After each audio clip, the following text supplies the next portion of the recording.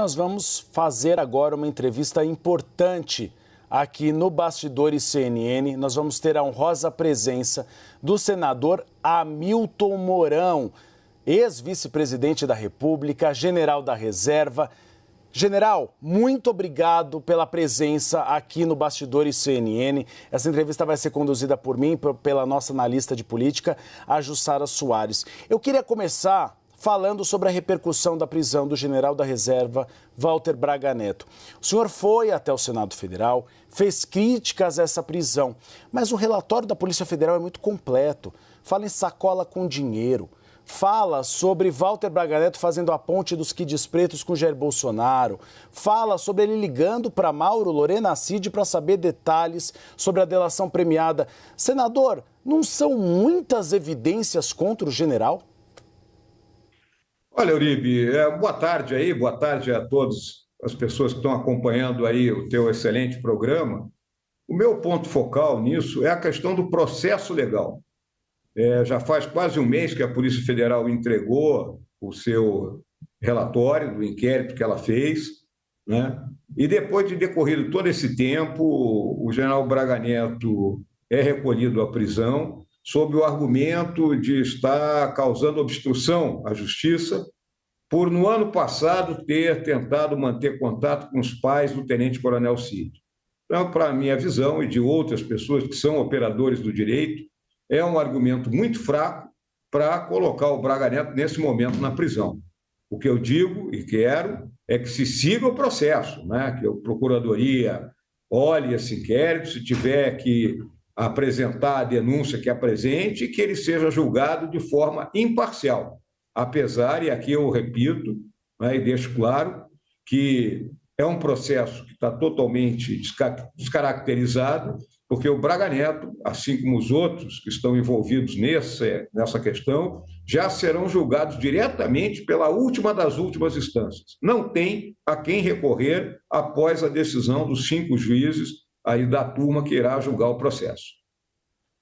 General, o senhor fazia parte de um dos maiores cargos da República Brasileira em 2022. Em algum momento, o senhor ficou sabendo de um plano de assassinato a Lula? Olha, Uribe, você sabe muito bem, né, que a partir do momento que o presidente Bolsonaro ele escolheu o Braga Neto para ser o companheiro dele de chapa, né, eu praticamente fui alijado de todo e qualquer processo decisório que havia no governo. Eu fiquei confinado, digamos assim, àquele papel que eu ainda tinha como presidente do Conselho Nacional da Amazônia Legal e, posteriormente, algumas representações no exterior que o presidente Bolsonaro me designou. É só olhar todas as imagens, né, que existem, né, de cerimônias que passaram a ocorrer ali durante aquele período e vão ver que quem está sentado junto ao presidente na posição de vice é o Braga Neto. Por isso eu não tomei conhecimento, né, em nenhum momento de que algo ou estaria em gestação ou de que alguma discussão, né, estivesse ocorrendo no sentido de contestar de alguma maneira o resultado das eleições. Senador, eu vou chamar a Jussara Soares, nossa analista de política, para participar da entrevista. Senador, boa tarde, obrigada aqui pela entrevista nos bastidores. Senador, o senhor entrou com um pedido, né, planeja entrar com um pedido para poder fazer uma visita ao general Braga Neto, que está preso lá no Comando Militar do Leste, no Rio de Janeiro. Esse pedido teve apoio de outros senadores, segundo eu pude apurar aqui. E aí eu queria lhe perguntar o seguinte, os políticos têm apoiado o Braga Neto no momento em que ele foi abandonado pelo Exército? Eu prefiro não caracterizar, né, abandono do Exército, né, ao Braga Neto, até porque ele está dentro de uma instalação militar, no comando da 1ª Divisão de Exército, lá na Vila Militar, no Rio de Janeiro, né? Então, o Exército está atuando dentro daquilo que ele pode nesse momento, né? O Exército não pode contratar advogado para o Braga Neto, obviamente, né? Mas está proporcionando, vamos dizer assim, a prisão que ele tem direito de acordo com o posto que ele ocupa. E em relação a essa visita, né, Braga Neto é meu amigo, vou colocar aqui para ti, de mais de 40 anos. As famílias se conhecem, os filhos são amigos, né? Fomos parceiros de voleibol juntos, né? Lá em Manaus, quando servimos junto, aí no Rio de Janeiro, no Posto 6, na nossa rede. E nessa hora você não deixa um amigo abandonado, né? É uma questão, vamos dizer assim, de camaradagem, de respeito mútuo que nós temos, né? E a gente sabe que é um momento difícil e a mera presença lá, né, para ouvi-lo, conversar e dar uma força, eu acho que isso faz parte da amizade que todos nós temos uns com os outros ao longo da vida. Senador, o senhor apontou que os motivos para a prisão de Walter Braga Neto, na visão do senhor, são fracos. Mas e os indícios de irregularidades relacionadas a ele no planejamento de um plano golpista? Não são graves?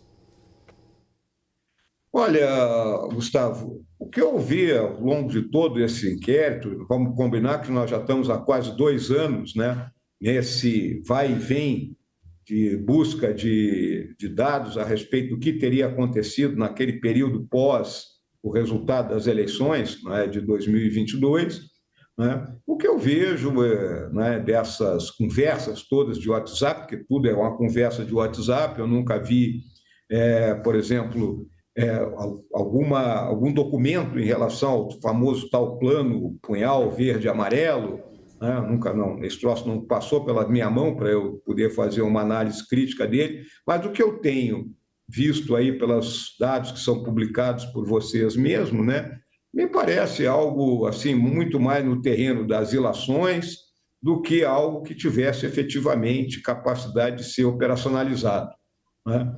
E aí eu deixo essa discussão, né, vamos dizer assim, no campo do direito, onde pensar, conversar é crime, né? E uma vez que não houve movimento de tropa, não houve nenhuma tentativa efetiva de causar dano a qualquer uma das pessoas ali que se dizia que se buscaria, né, vamos dizer assim, eliminar, né, usar esse termo, né? Então eu deixo essa discussão para o campo do direito, né? E por isso que eu advogo sempre que o devido processo legal, conforme se prevê aqui no nosso país, seja seguido à risca. Sara Soares. Senador, tem um outro general preso, que é o general Mário Fernandes. Nesse caso, o senhor vai fazer algum pedido para visitá-lo? Acha que ele também merece ali uma atenção, como vai receber, como o senhor está dispensando essa atenção também ao general Braga Neto? Na realidade, o que eu me dado a conhecer, o general Mário Fernandes, ele não está na mesma situação em termos de visita do general Braga Neto, né? Vamos lembrar que na decisão do ministro Alexandre de Moraes, o Braga Neto só pode ser visitado mediante solicitação.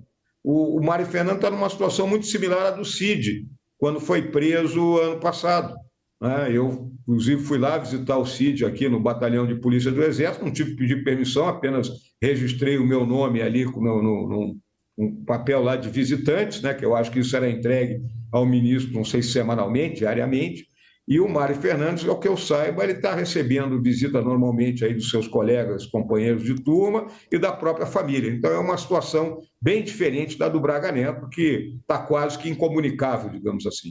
Mas o senhor pretende visitá-lo? Olha, o Mário, se for o caso, por enquanto eu não estou pensando ainda, porque eu sei que ele está sendo apoiado, né, e acompanhado pelos companheiros dele ali mais próximos. O Mário é um rapaz, vamos dizer assim, bem mais novo do que eu, né? Eu sou da turma de 1975 da MAN, o Mário é da turma de 1986, nunca foi meu subordinado, o meu contato com ele sempre foi muito esporádico, é diferente do meu contato com o Braga Neto.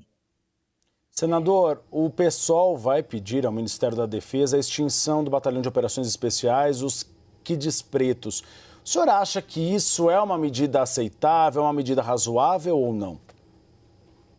Olha, Uribe, eu podia chegar e dizer que isso é coisa do PSOL, né? Sim, até, mas é uma medida totalmente descabida, desproporcional, né? Não tem nada a ver. O pessoal tem que entender que as forças de operações especiais, ela ocupa, né, hoje no espectro da guerra moderna um papel importantíssimo.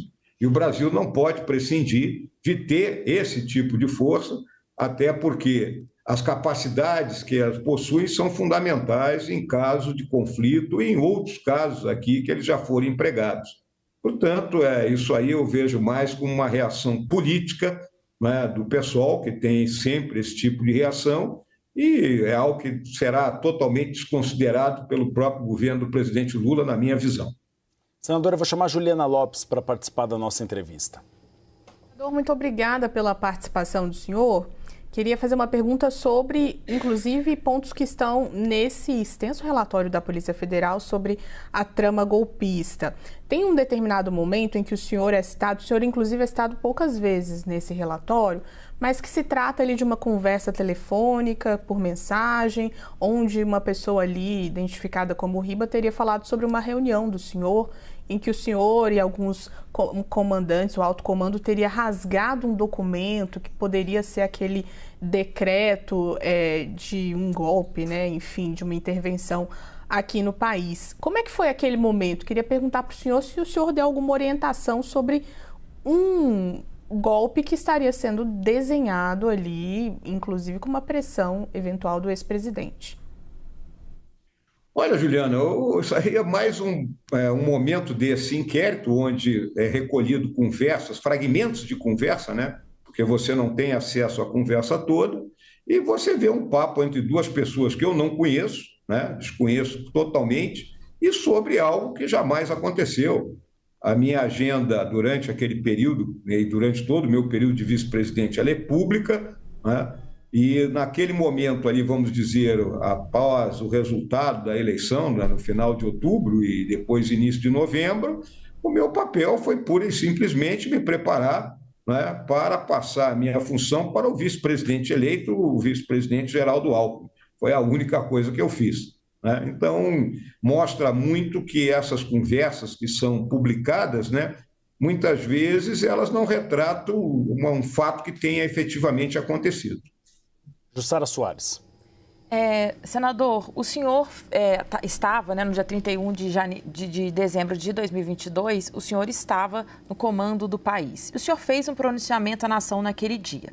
Embora o senhor diga que não soubesse dessas coisas que agora estão sendo reveladas pela Polícia Federal, o senhor fez um pronunciamento à nação naquele dia dizendo o seguinte: lideranças que deveriam tranquilizar e unir a nação em torno de um projeto de país deixaram com que o silêncio ou o protagonismo inoportuno e deletério criasse um clima de caos e desagregação social.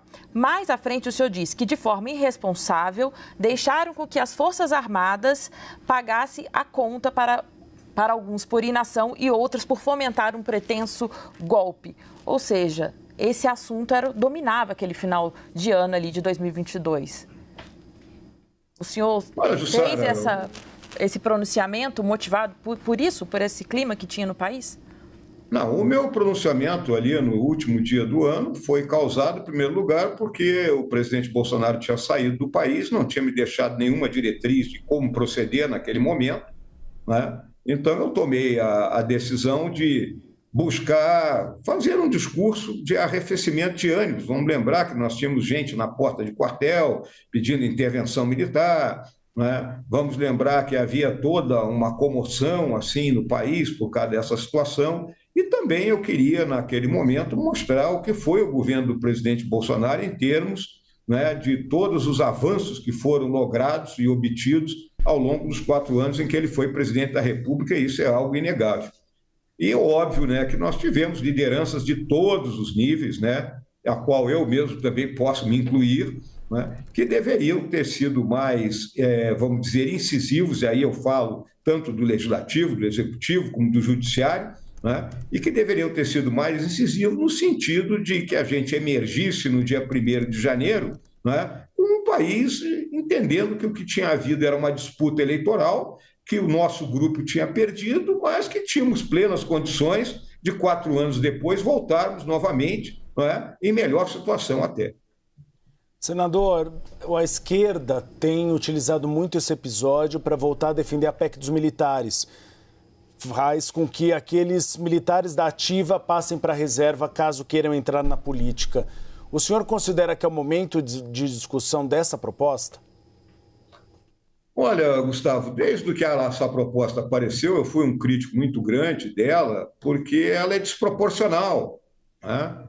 Ela é desproporcional porque hoje a quantidade de militares da ativa que participa de um processo eleitoral, eu não vou dizer nem ínfima, né? Ela é abaixo de ínfima, né? E praticamente nenhum é eleito, né? Aquele que é eleito, ele obrigatoriamente já passa para a reserva.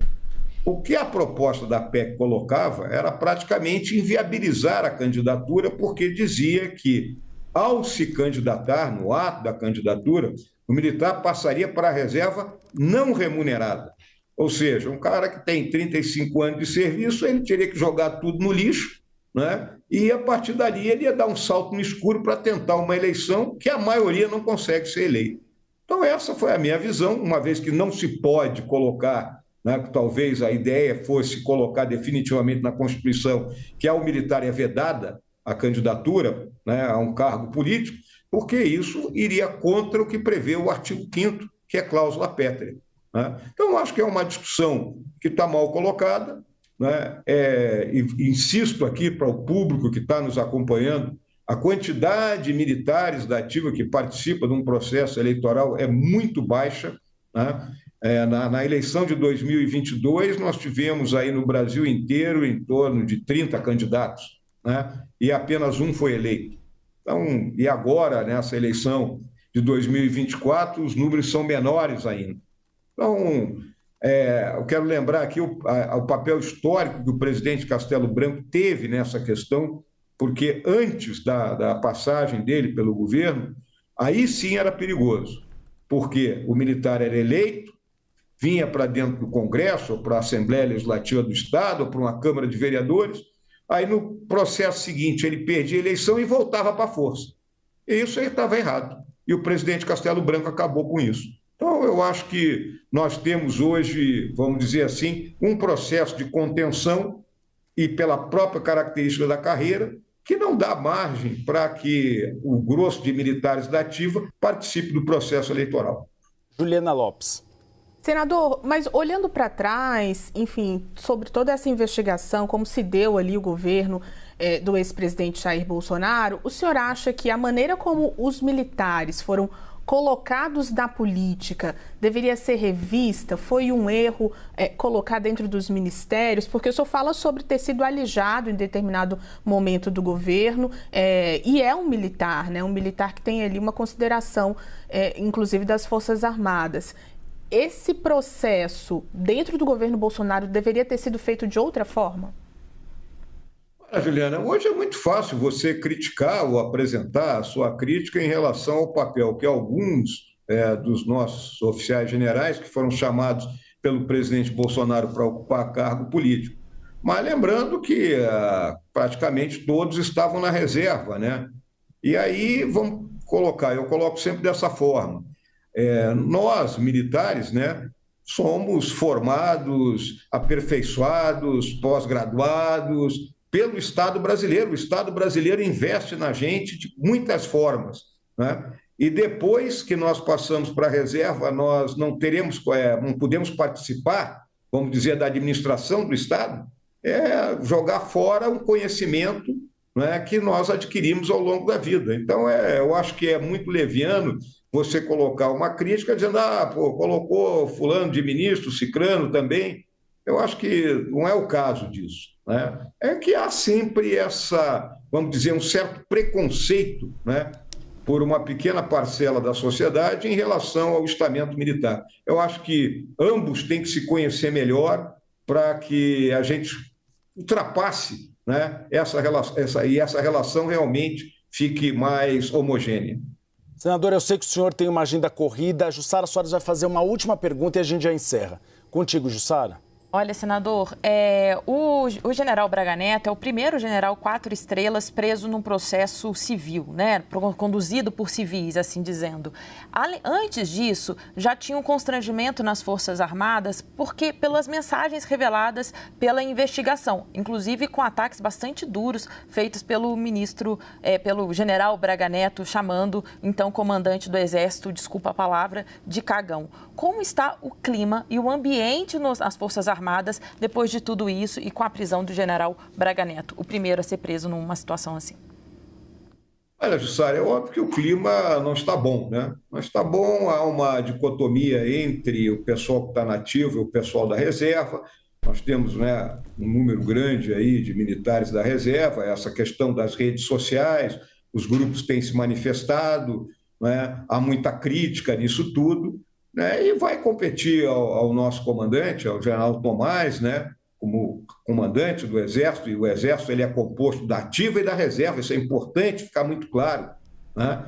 Nós, da reserva, somos aquela força mobilizável em caso de necessidade, né? Então, o comandante ele está fazendo o trabalho dele no sentido de pacificar os ânimos e, consequentemente, né, vamos dizer o seguinte, que críticas que foram feitas e foram reveladas, porque a crítica sempre existiu, não é? Sempre houve a crítica, só que em tempos de rede social, essa crítica ela se propaga com uma velocidade muito maior, né? Então, compete hoje ao comandante, né, domar essa fera e, dessa forma, a gente conseguir pacificar os próprios ânimos existentes dentro do Exército. Senador, para encerrar de vez agora, é uma resposta rápida. O senhor vai votar contra ou a favor o projeto de lei que coloca a idade de 55 anos para os militares passarem para a reserva?